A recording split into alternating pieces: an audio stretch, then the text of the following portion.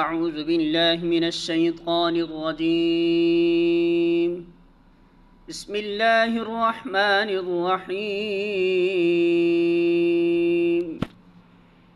انما ذلکم الشیطان یخوف اولیاءہ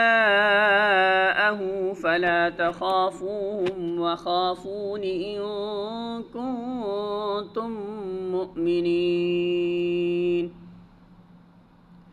سورہ آل عمران آیت نمبر 175۔ ترجمہ: اب تمہیں معلوم ہو گیا کہ وہ دراصل شیطان تھا جو اپنے دوستوں سے خواہ مخواہ ڈرا رہا تھا، لہذا آئندہ تم انسانوں سے نہ ڈرنا، مجھ سے ڈرنا اگر تم حقیقت میں صاحب ایمان ہو۔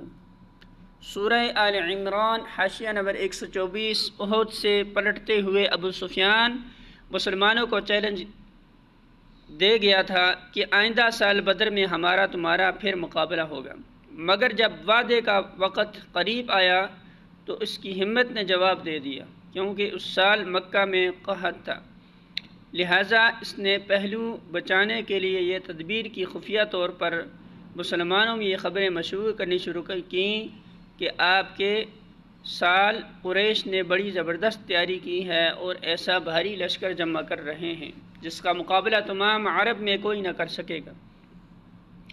اس سے مقصد یہ تھا کہ مسلمان خوفزدہ ہو کر اپنی جگہ رہ جائیں اور مقابلہ پر نہ آنے کی ذمہ داری انہی پر ہے۔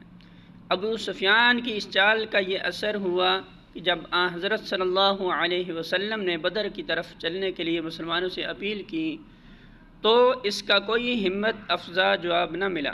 آخر کار اللہ کے رسول نے بھرے مجمع میں اعلان کر دیا کہ اگر کوئی نہ جائے گا تو میں اکیلا جاؤں گا۔ اس پر 1500 فداکار آپ صلی اللہ علیہ وسلم کے ساتھ چلنے کے لیے کھڑے ہو گئے اور آپ انہیں کو لے کر بدر تشریف لے گئے۔ ادھر سے ابو سفیان 2000 کی جمعیت لے کر چلا، مگر 2 روز کے مسافت تک جا کر اس نے اپنے ساتھیوں سے کہا کہ اس سال لڑنا مناسب نہیں معلوم ہوتا، آئندہ سال آئیں گے۔ چنانچہ وہ اور اس کے ساتھی واپس ہو گئے۔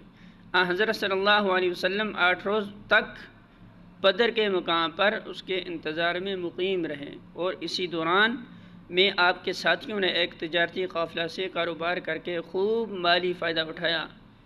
پھر جب یہ خبر معلوم ہو گئی کہ کفار واپس چلے گئے تو آپ مدینہ واپس تشریف لے آئے۔